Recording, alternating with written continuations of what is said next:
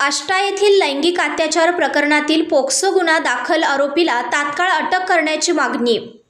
दलित समाज विकास परिषदेचे जिल्हा पोलीस प्रमुखांना निवेदन।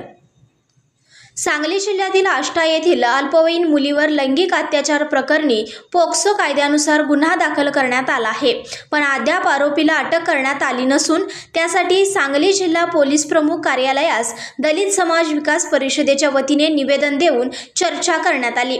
तसेच फिर्यादी व पीडितेच्या कुटुंबास जीवे मारण्याच्या धमक्या मिळत असल्याने आरोपीस तातडीने अटक करावी अशी मागणी करण्यात आली। यावेळी तातडीने कारवाई करण्यात येईल असे आश्वासन पोलीस अधीक्षक कार्यालयाकडून देण्यात आले आहे।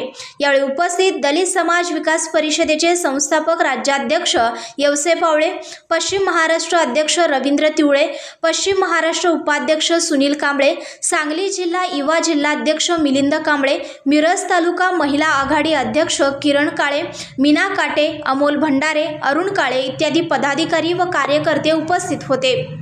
आमच्या चॅनलला लाईक करा, शेअर करा, सबस्क्राइब करायला विसरू नका।